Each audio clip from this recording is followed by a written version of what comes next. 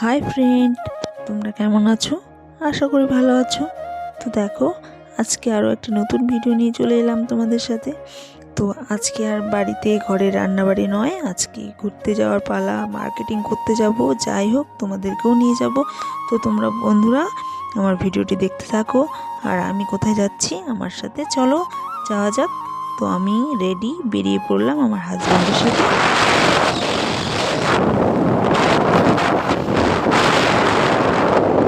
তো দেখো আমি কোথায় যাই, চলো।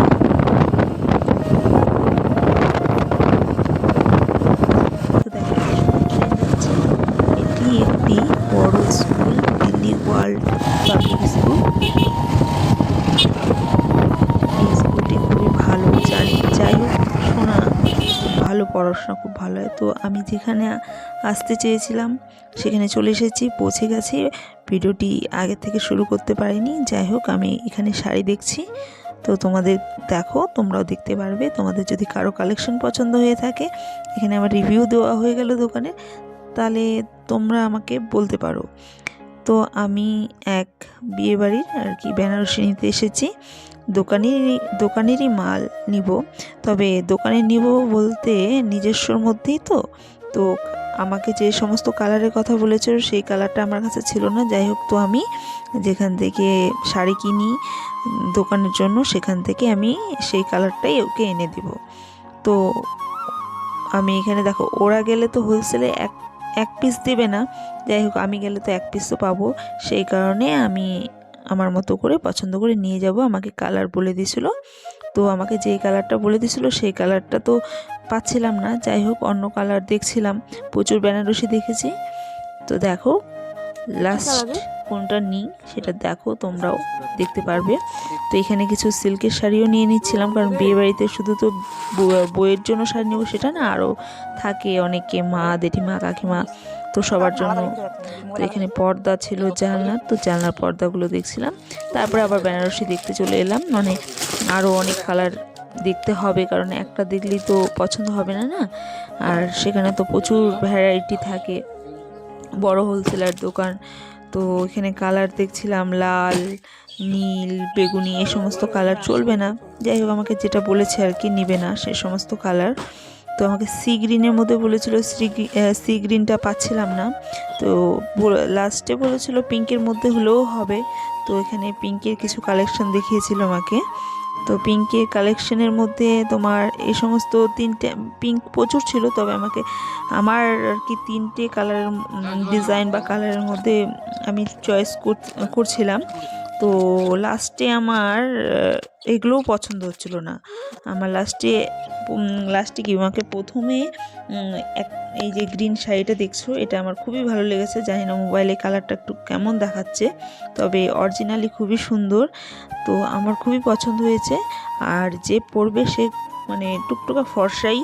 তো এই শাড়িটা না ফর্সাদের পরলে, যারা গায়ের রঙটা ফর্সা, তাদের খুবই ভালো লাগবে, মানে একটা এক্সট্রা একটা লুক চলে আসবে শাড়িটা পরলে, খুবই সুন্দর।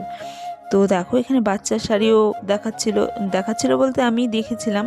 তো আমি বললাম, যে দেখাচ্ছিল তাকে বললাম, কয়েকটা বাচ্চার শাড়ি খুলে দেখাও। তো আমার তো নিতেই হবে দোকানের জন্য। তো আমার হাজব্যান্ড আবার বলল যে এখন নিতে হবে না, আজকে বিয়ের কেনাকাটিটাই করো, দুদিন পরে তো আমরা মাল নিতে আসবোই, মানে দোকানের জন্য, তখন নিও। তো আমি তবুও মন মানছিল না, মেয়ের জন্য দেখছিলাম। তো যাই হোক, আর নেওয়া হয়নি এই সরস্বতী পুজোর শাড়িটা। তো বিয়ের কেনাকাটিটাই আগে করব। তো মেয়ের জন্য আর কিছু নেওয়া হয়নি। এখন দুদিন পরে আবার যেতেই হবে।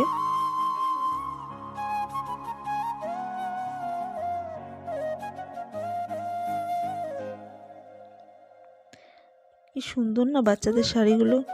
আমরাও একদিনকালে এই বাচ্চা ছিলাম, পরেছিলাম। এখন মনে পড়ে এত ছোট ছোট শাড়ি, কিন্তু তখন এটাই আমাদের কাছে অনেক বড়, তাই না? তো দেখো, এখানে সিল্কের মধ্যেও কিছু কালেকশন দেখছিলাম। তারপরে দেখতে দেখতে নিজের জন্য কিছু একটা পছন্দ হয়ে গেল। তো আমি বলছিলাম না প্রথমে যে নেব করে, কারণ আমার জন্য তো আমি কিছু নিতে যাইনি। তো দেখো, শাড়িটা খুবই সুন্দর ছিল, জর্জেটের মধ্যে। অনেক দিন যাবত জর্জেটের উপরে কিছু শাড়ি পরা হয় না, তো দেখে পছন্দ হলো। তো পছন্দ হওয়ার পরে আমি আমার হাজবেন্ডের দিকে তাকাচ্ছিলাম, ও আমার দিকে তাকাচ্ছিল। যাই হোক, ও বুঝতে পেরেছে যে ওর পছন্দ হয়েছে, তো আমাকে বললো ঠিক আছে তুমি এটা নিয়ে নাও। তারপরে দেখো কতগুলো শাড়ি নেওয়া হয়ে গেছে। ওখানে হলুদ কোটার জন্য 12টা শাড়ি, সিল্কের 3টা শাড়ি, বেনারসি শাড়ি, পর্দার কাপড়, জানলার কাপড়, প্রচুর জিনিস নেওয়া হয়ে গেছে। তো বিল হচ্ছিল, এগুলো সবগুলোই আমাদেরই ছিল। তো বিল করা হয়ে গেছে। এবারে তো আর মানে বিয়ের সামনে বলতে এই 30 তারিখে বিয়ে, যাই হোক তো দিতে চলে গেলাম, মানে যার বিয়ে তাদের বাড়িতে চলে গেলাম দিতে, আমাদের একটু চেনা জানার মধ্যেই। তো আমাদেরকে বলেছিল যে তোমার দোকান থেকে আমাকে কেনাকাটি করে দিও, যেটা যেটা ছিল না আমি নিয়ে এসে তাদের বাড়ি পর্যন্ত পৌঁছে দিয়ে আসলাম। তো ঘোরাও হয়ে গেল এর সাথে সাথে। তো এখানে যেতে যেতে চাঁদা ধরেছিল, সরস্বতী পূজার চাঁদা। তো বাচ্চারা এটাই দেখাচ্ছিলাম। তো বন্ধুরা ভালো থেকো, বাই বাই, গুড নাইট।